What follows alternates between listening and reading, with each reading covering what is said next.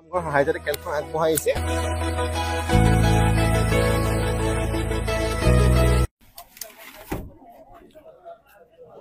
সকলোৱে কৈ আছিলে যে বৰজানৰ খেলখনক লৈ, আৰু যিহেতু আপোনালোকক দেখাইছো এই বৰজানৰ খেলখনৰ বৰ্তমান গাড়ীখিনি সম্পূৰ্ণ কিনা হৈ গৈছে আৰু প্ৰথম প্ৰাইজৰ ভিতৰত আছে মাৰ্চিডিজ।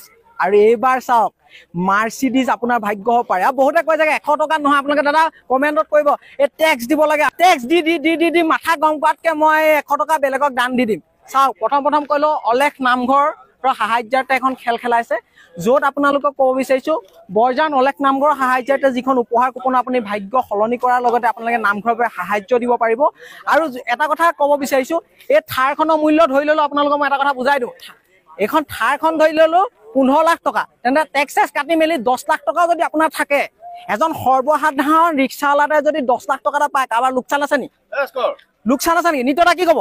10 লাখ টকা ধৰি ল'লো এখন ঠাই। বহুতে কৈ থাকে যে টেক্স চেক্সৰ কথা বহুত আহি যায়, মই আজি সেইকাৰণে আহি গ'ল মানে 100 টকা তুমি কাটি 5 লাখ পালে কি লোকচান আছে? লোকচানটো নাই, একোটা লোকচান নাই। আচলতে মই এইটো কথা ক'বলৈ আহিছো আজি আপোনালোকক। চাওক এই থাৰেই হওক বা যিখিনি গাড়ী কিনালে, আৰু প্ৰথমখন মাৰ্চিডিজ 60 লাখ টকা গাড়ীখন যদি কাটি কুটি টেক্সেছ কাটি 10-15 লাখ কাট খাই গ'ল, তথাপিও কিমান টকা? 60 লাখত যদি 25 পালে, আৰু আজিকালি শ্ৰদ্ধাই ঘৰ এটা বনাবলৈ সিমানেই হৈ যাব ন। বল ইটা লগাই ল'ব বহুত দূৰ যাব।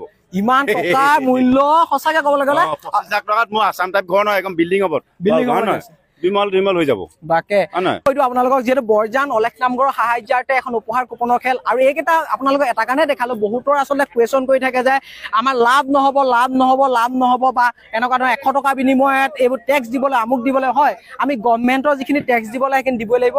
আৰু এই থাৰখন আহি গ'ল, এনেকৈ প্ৰত্যেকখন গাড়ী যদি চাই, বলেৰ' পৰা মাৰ্চিডিজ আজি খাৰা হৈ গ'লি, কিন্তু মাৰ্চিডিজখন বৰ্তমান অৱস্থাত অনা নাই, কাৰণ মাৰ্চিডিজ কিমান দামী গাড়ী হয়, পটককৈ আপোনাৰ দাগ চাগ লাগি যাব পাৰে। সেইকাৰণে বৰজান কমিটিয়ে সিদ্ধান্ত কৰিছে, তেওঁলোকে ওচৰতে থোৱাৰ ব্যৱস্থা কৰি থৈছে। অলৰেডি ডিলাৰ মানুহ আহিলে, ডিলাৰ মানুহে গোটেইখিনি গোটাই গ'লি। আৰু আজি প্ৰত্যেকজন ইউটিউবাৰক আনি কৈ দিছে যে বৰজান অলেখ নামঘৰৰ কমিটিয়ে যি কমিটমেণ্ট কৰে, সেই কমিটমেণ্ট 100% কমিটমেণ্ট দিছে।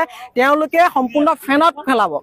এয়া কোনো ধৰণৰ ভুৱা খেল নহয়, কোনো ধৰণৰ চিটিংবাজি নহয়, সম্পূৰ্ণ প্ৰশাসনৰ স্ক্ৰীণত দিয়া আছে, সম্পূৰ্ণ প্ৰশাসনৰ অনুমতি পত্ৰ লৈ তেওঁলোকে এই খেলখন আয়োজক কৰিছে, আয়োজক কমিটিয়ে। আৰু গতিকে এইকেইখনৰ ভাগ্য আপুনি গৰাকী হ'ব পাৰিব। আৰু মই লগতে বেছি কথা কৈ নাথাকোঁ, কাৰণ আপোনাৰ স্ক্ৰীণত বিভিন্ন ধৰণৰ নাম্বাৰ আছে, মোৰ পৰা আপোনালোকে 100 টকা দি মোৰ পৰা যদি আগতে লৈ আছিলে, যদি বিশ্বাস কৰি আছিলে, সেইদৰে আপোনালোকে উপহাৰ কুপনৰ টিকেট ল'ব পাৰে। কাৰণ বহুতে অলৰেডি লৈ বিভিন্ন ধৰণৰ গিফ্টসমূহ পাইছে, যাৰ জৰিয়তে এজন সাধাৰণ ৰিক্সাৱালা হওক বা এজন সাধাৰণ পৰিয়ালৰ ঘৰৰ মানুহে যদি 10-15 লাখ টকাৰ গাড়ী এখন পাই যায়, তাতো টেক্স চেক্স কাটি মেলি যদি 7-8 লাখ টকাও থাকে, বহুতখিনি তেওঁলোকৰ বেনিফিটেড থাকে। আহিছে আমাৰ লগত